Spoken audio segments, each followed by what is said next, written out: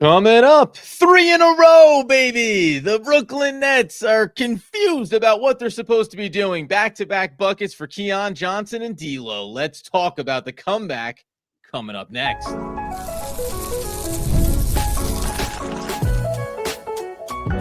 You are Locked On Nets, your daily Brooklyn Nets podcast. Part of the Locked On Podcast Network, your team every day. Yes, my friends, it is the Locked On Nets podcast, right here on the Locked On Podcast Network. It's your team, the Brooklyn Nets, every single day. He's Doug Norrie. I'm Adam Armbeck. We thank you, as always, for making us your first listen of the day. We're 100% free on all those great platforms, and let you know that today's episode is sponsored by Game Time. Download the Game Time app, create an account, and use promo code LOCKEDONNBA for $20 off your first purchase. And Doug, oh, baby, 99-97. The Brooklyn Nets, we're back. We're going to the playoffs. Let's get on track here. The Nets don't know how to lose 3-game winning streak. I mean, what's happening here? It's hilarious. We're going to talk about these end game sequences, the D'Lo, the whole thing, and how they end up pulling this off. I got to just real quick though. About a month ago, I have a client, and we were joking through email. We're like, he's like, "Oh, we'll catch up and we'll start the next project when the Nets hit 17 wins." And it was the joke was, "Oh, we're going to kick the can down the line a little bit because like that'll never happen." And we really have, it was exactly about 17 wins. We have a whole text thread, we have a whole email thread about this. And we're just, now we'll start sooner than that, blah, blah, blah, blah, blah. But here we are, baby. I'm going to call him today. We're going to get the money flowing through the check. Send the check, because little did he know that the Nets were going to win 3 games in a row on a game that they had like statistical probability of like 1% or something like that to win this thing with about 4 seconds left in the game. And yet here we are with this Nets season that has not made a lot of sense from the beginning in terms of like what we thought was going to happen, expectations to outcome. Same thing as last year and the year before that and the year before that. It's all just the expectations and the outcomes. They switch what the expectations are, but the outcomes just end up being the exact opposite. And this is just another case. The Nets are closer to the play-in than they are. The Nets are closer to the play-in in the East than they are to the 4th spot in the Tankathon odds. Not the 1st spot, the 4th spot. But, by the way, God, does that say a lot about the Eastern Conference right now, right? Like it's really telling you a story when you can be the Brooklyn Nets, who are a 17-33 team. They're like, hey man, you might have a chance at competing to make the playoffs. I know we want to get into some of these closing sequences, but as you say, like, okay, I was of two minds about this because it is the 3rd win in a row, and it's just confounding. We championed Sean Marks and the Brooklyn Nets so much this offseason for doing it the right way, for going and making the decisions, connecting with, ironically, the Houston Rockets and saying, what is it going to take for us to get our pick control back? That's what everybody needs. Everyone needs control of their own picks so that they control their destiny. And yet here we are. Now, 17-33 is not a record that you're going to look back on and say, what a cornerstone of a rebuild in terms of, culture and understanding how to go out there. But the hard part for me about this was the fact that Ime Udoka referred to the Brooklyn Nets as a low-level team. And it's not even the players, because Keon Johnson came out after and said, like, yeah, it was motivation for every single person, top to bottom. We always go out. We always compete. It's the simple fact that Jordi Fernandez, I think Jordi Fernandez might be one of, in the greatest possible ways, one of the most vindictive coaches, one of the most like spiteful, and one of the most, oh, I'm sorry, what did you say about me and my team? I'll go ahead and take your awesome season where maybe you're trading for stars and maybe you're going to do things, or who knows what Houston could do in the playoffs, make some noise, and I'm just going to insult you over a 2-game stretch sandwiched in between the Knicks game that they had too. I'm just going to insult you. And in some ways, I'm willing to sacrifice tank odds in order to have a coach that wants to do that type of thing over a couple of games. And good on him, because he's not going to look. He's got his resume to worry about. He's got and I don't even think it's a resume thing. I think it's just like, this is what is in this guy. And he's a hard-nosed dude. We kind of saw this from the beginning. He's an absolute basketball lifer in terms of like just grinding all the way from the bottom. And now we're here, and so I started in the film room basically, and just earned assistants overseas. And then now all of a sudden he's a head coach, and the guys play really, really hard for him. I think they tried to manage, some of these injuries with Cam Johnson sat out a while, and I don't think they're even keeping him out or anything. Cam Thomas has sat out a while. It's not like they've been pushing guys to come back, and yet they just throw out these lineups every dude plays hard. They absolutely get after it on defense, even though the defensive rating is low. Like they work. A part of that is because the offense is bad, and like it's just hard to have a good. It's really hard to have a good defense if you have a bad offense. But overall, yeah, like this is just sort of the theme of the season where it's like they went through a long stretch where it was looking like it was just fine. I think they played hard most of those games. Some were closer. There's a couple blowouts in there, but for the most part, like, and some they were just like comically underwhelmed or comically like undermanned, just in terms of their overall offense. But you saw from the final sequence that like this is a team that even just we watch Barclays, that place was really after it. The bench is going crazy, like the crowd's going nuts because you have to cheer for this, especially like the way it ended. Which is like, I still just can't even believe the Rock. I never look at this stuff because it's usually kind of dumb, but whatever the statistical probability of them winning that game with, I don't know, 5 seconds, whatever it was with the final, when Brooks makes the second free throw. It's not 9.6 seconds from the inbounds. When they inbounds that ball, in the offensive end, 9.6 seconds, they're down. Yeah, so 9.6 seconds, they're down 4. They're down 4. And the NBA, it's like, it's not 100% win, but that's probably like 95% or something like that. You just got to have so much to happen. In the NBA, those are the end of games when if you're the team that's losing, you go, all right, we can just call it here. Don't do the thing. Now you're going to foul them. Now you're going to try to make a bucket. Now they're going to go to the free throw line, right? Like we've seen those sequences time and time again where you try to extend the game. And in that moment with Brooks, you go, well, okay, if he misses it, obviously, right? There's still a chance. But down 4, it doesn't happen. And frankly, God bless the inbounder for the Houston Rockets who offer. Was that Brooks, I think, actually on the inbounds for them? Amen Thompson. Oh, Thompson. So Thompson's there, and he's trying to get the inbounds. I mean, what a chef's kiss of an inbound pass where he just kind of gives a little bounce pass through the lane to anyone at all that wants to be in the conversation to grab it. And then it leads to these 2 back-to-back amazing moments overall, closed out there by D'Angelo Russell. We'll get into those, because it was special. And it includes Keon Johnson, a guy that we have spent some time on this show ragging a bit. We'll dive into those 2 beautiful sequences and then some tankathon issues coming up here in just one moment. All right, before we get to that, I'll tell you about our friends over at Game Time. If you're looking for tickets to your next big event, concert, comedy show, or that sports event live, find the right ticket. The right price can be a headache. Not with Game Time Picks, though. It's never been easier. Let me tell you how it works. You go to the Game Time Picks. The app does all the hard work for you. It curates the best deals. You don't have to waste time searching through endless ticket prices. They got the curated deals. They get the seat views, so you know exactly where you're going to sit. You get a super deal for a prime seat. Grab that all kinds of value right now if you go to Game Time. Let me lay something on here. March 10th, 7:30 p.m., Barclays Center. Lakers at Nets. Luka is coming back this Saturday. I'm going to tell you the price on this. Luka's first starting from 137. That's a little pricey because you can get these Wiz and Nets ones for like $1.50 or something. But like they pay I mean, look at the promo code. It's $20 off here. I'm going to tell you in a second. You do the math on some of this stuff, where you're going to get into Game Time, and you're also covered with like Game Time's lowest price guaranteed. You find a better deal somewhere else, they're going to refund you 110% of the difference. Take the guesswork out of buying tickets with Game Time. Download the Game Time app, create an account, and use the code LOCKEDONNBA for $20 off your first purchase. Terms apply. Create an account, redeem the code LOCKEDONNBA for $20 off. Download Game Time today. Last minute tickets, lowest prices guaranteed.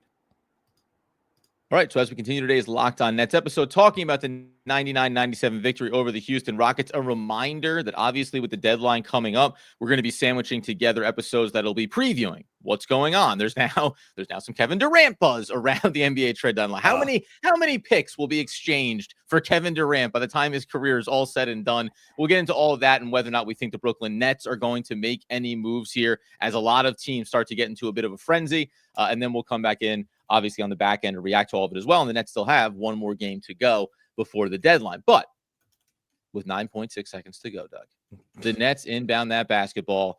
Everybody, if you take all the other nonsense away and you say, we want to win this game, we all said together, get the ball to Keon Johnson. Get it to Keon Johnson. Put it in that man's hands, because not only has he been an under 35% shooter from the field and a 30% shooter from beyond the arc for the season, but in this game, you have to acknowledge that he's a guy that was 7 of 16, and with that one, made him 3 of 6, 50% from beyond the arc, got to the line 6 times. But that sequence there initially to get them within striking distance, was pretty impressive from the inbound play, drawn up by Jordy Fernandez. They work it into the paint and then kick it across, basically, out to Keon Johnson, who knocks down that dagger three. But it very quickly becomes, you see Jordy on the sideline. He's got his arms out wide. Like, oh, nobody get excited. We still have to do this again if we want a chance to win this.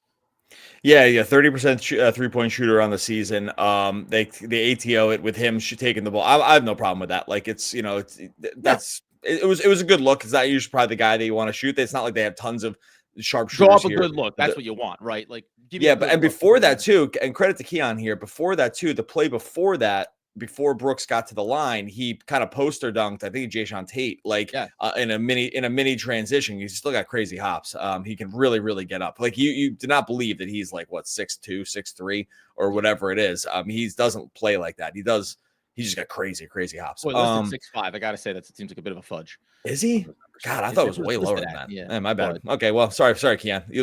Doesn't look that tall. You play 6'8", so don't worry about it. Like, tall if he was a foot. Yeah, right. Like, so he gets that dunk, and then they draw it up. They do the cross court, mini cut pass, and he's out there on the wing, drains the three, and then Rockets, what screws them here is they don't have a timeout, and so they can't call a timeout, and they get caught in like sort of this in between where no one really knows where they're going.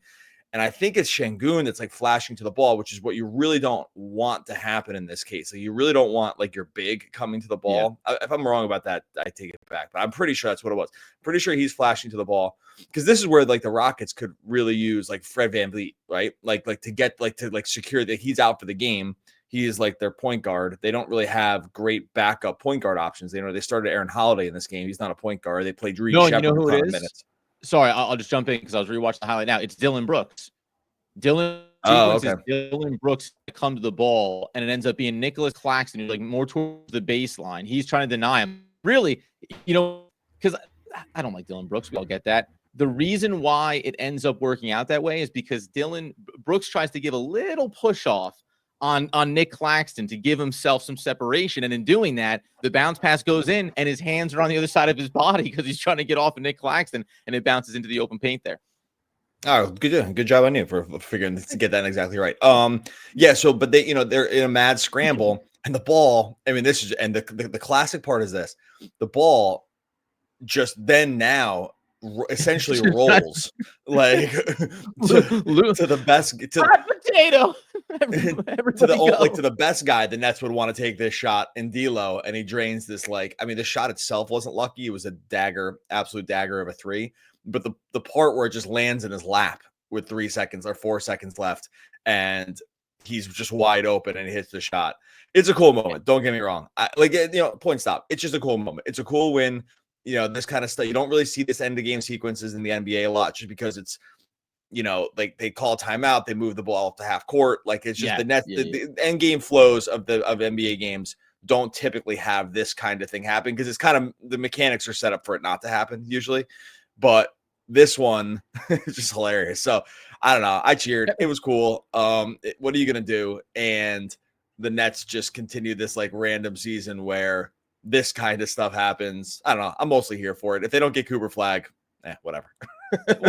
Yeah, right. Sir, when you go, listen, did we ever actually have Cooper? You can't own what you never had, right? So you can't be upset when you end up not getting it. There's two things. So one, in that sequence as it bounces through, it's Tosan. I kept trying to see who it was. It's Tosan who gives that little underhand kind of butt pat to the basketball to get it, which also makes it that much more. I know that relative to NBA players, it's like, hey, if the ball's coming to me, you want to be in rhythm and all those things. But it heightens the sequence in that the ball bounces through, and it's just this little pop.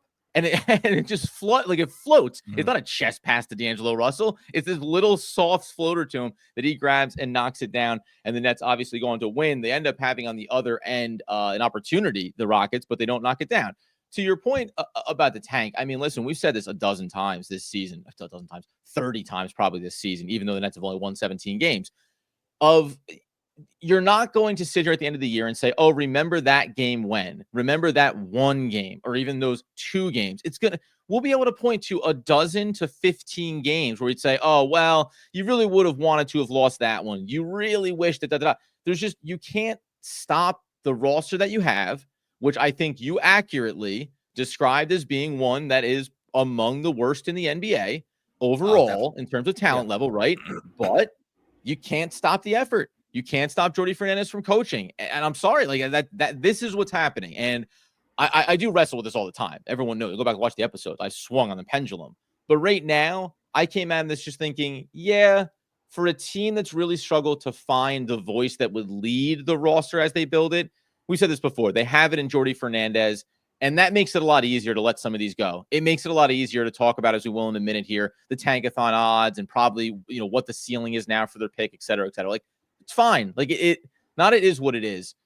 It is what it is in a good way, because you are learning things about what your organization can be. I understand the generational talent, but we're talking about the what ifs as opposed to the what are. And, what we have right now is a coach that clearly knows what he's doing. And we can envision that being the case for the next decade plus for this organization. I mean, the hilarious thing is, like, they kind of had a guy like this in Kenny Atkinson the first time around, where it was get everyone to kind of come together, punch above your weight, play really hard. And it was that kind of, it wasn't the exact reason. I mean, New York had a big play with it, and the guys just wasn't, KD and Kyrie just seemed like they wanted to play together, and the Nets had a bunch of cap room that year. So, like, there was other things that kind of worked out to help them.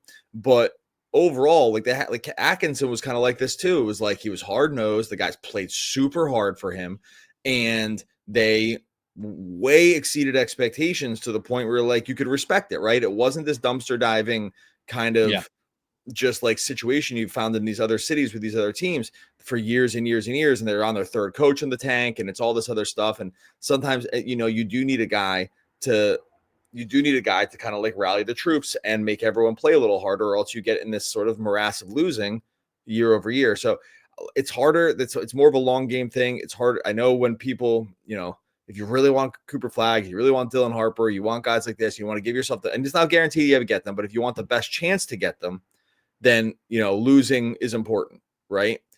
And there is this, you make a good point. There is this other part where you want to have an organizational stability and organizational just buy-in around the coach, because when the team, when mention the roster, when the roster does get better, right, you will win more.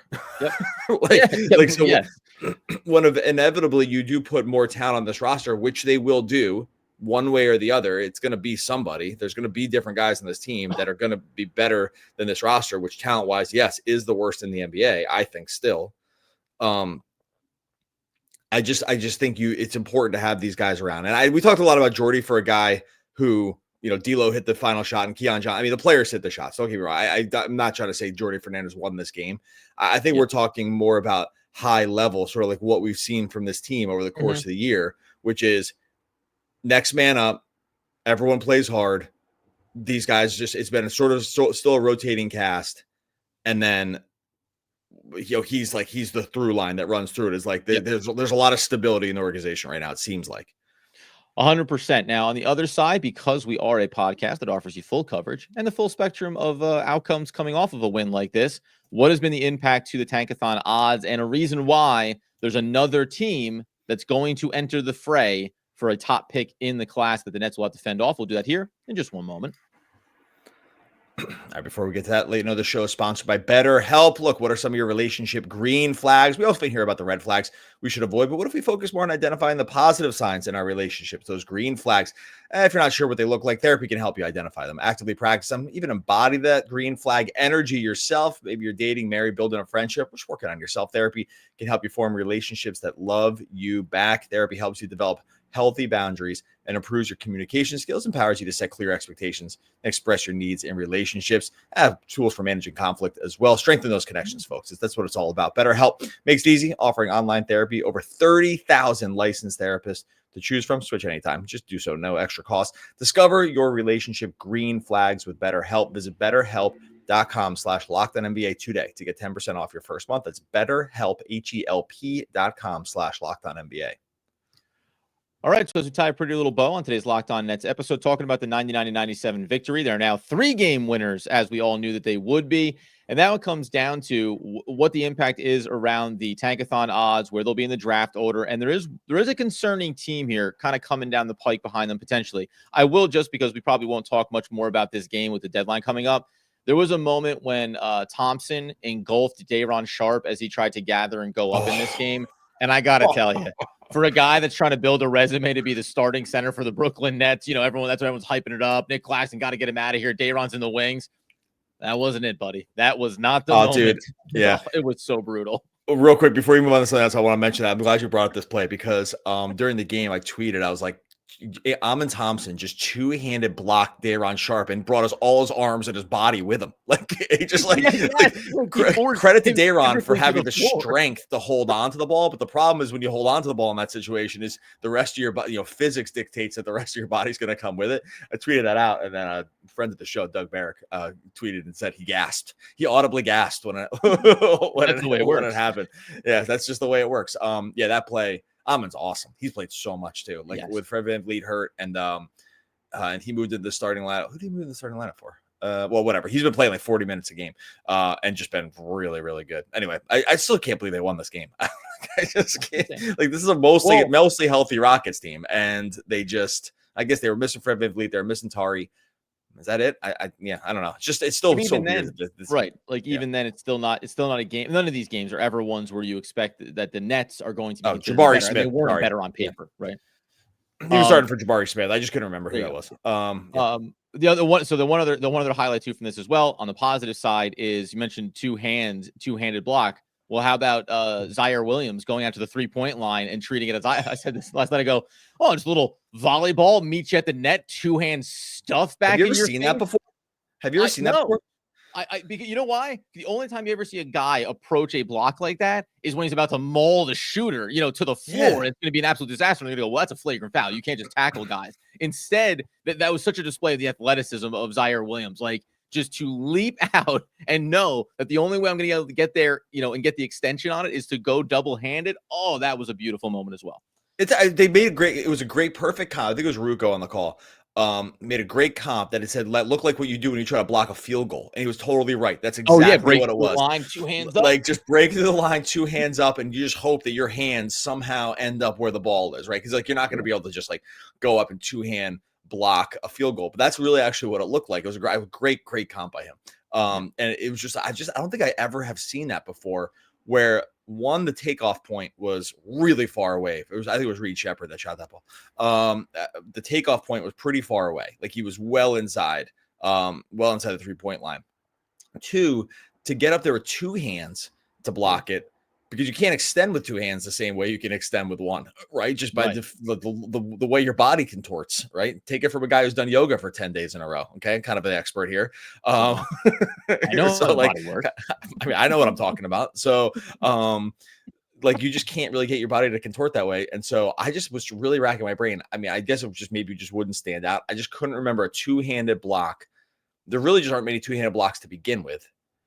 Yeah, even though the Amen Thompson one was. And then two, usually where you see it is a jump ball style, down in the block, like Amen Thompson, where where it's everyone's kind of going up at once and you have really full control of your body at that point and you know exactly where the ball is. The two-hand block, like you said, volleyball style at the net, and essentially just and the only thing that ruined it was that he got fouled and didn't finish it off for the dunk.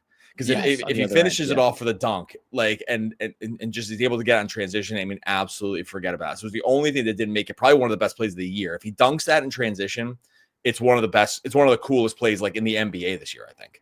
Oh, 100%, man. So that I wanted to go on the pod. We talked some of the lowlights with Day'Ron on that play. Talk about the highlights with Zaire Williams. The Nettles. That's our official group for all the fans out there. Find out. Give us some comments about who were some of the other double hand blocks. Let's see if we can track those down. Also, give me another name for our group because it can't be the Nettles. We're just trying to get things on. We're trying to get the ball rolling here.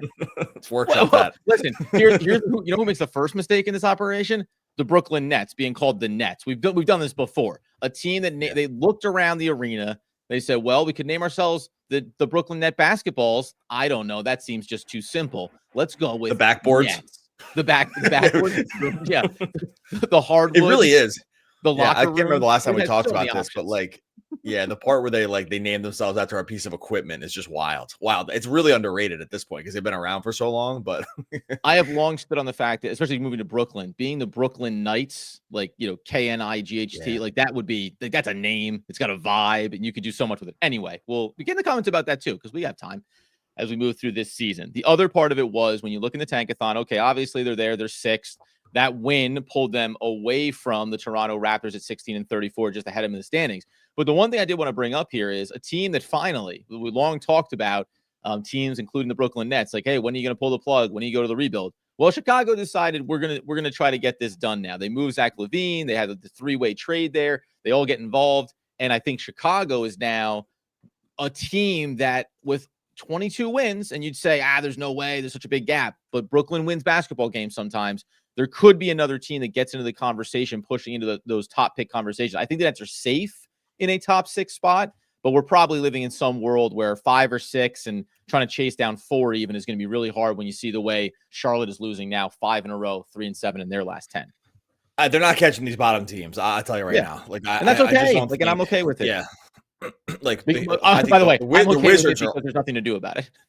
Wizards have won 2 in a row, and they're still all the way safe. So, Yeah. There's no way they're catching them. Hornets are so horrible. I still hold out hope that like the Jazz and the Pels like just win some games here. And just because they have like Zion and Lauri Markkanen and guys like this like on their teams.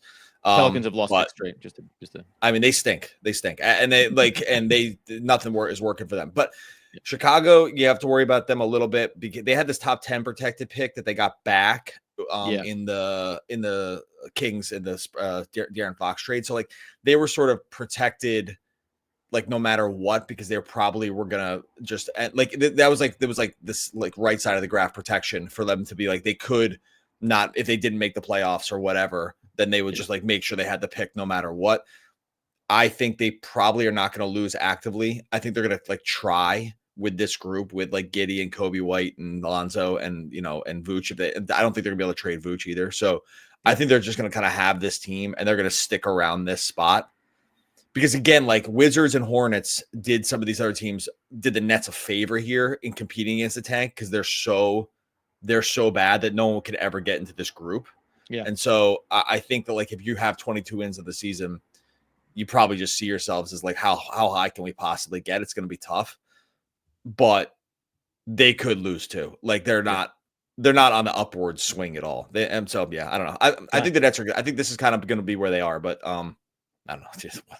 These are my least favorite things, dissecting where the losses you know what? come, But that's why my final thoughts are, one, that I can't believe the Kings didn't get that Atlanta pick in the trade, but that going somehow get that back from them. We talked about maturations of different teams that could have been involved in. Why? Because that's going to San Antonio, and San Antonio now puts them in a weird spot. It's a team in Atlanta who has San Antonio just ahead of them right now, but we expect San Antonio to rise. A team that won't be in the conversation with the Brooklyn Nets, maybe tanking it out because they have reasons. Imagine the Spurs landing a top pick via the Atlanta Hawks because they stink so bad, even though they're 22-27, going the wrong direction. When you talk about 23-27, losing 8 out of their last 10. But this is why I come back to the wins are the wins. I take what the positives are on the coaching staff. I take some great knockdown shots. Is it hard when you're talking about D'Angelo Russell, a guy that probably won't be a part of the future for the Nets, or a guy like Keon Johnson that maybe has proven he's not going to be able to be a consistent NBA player?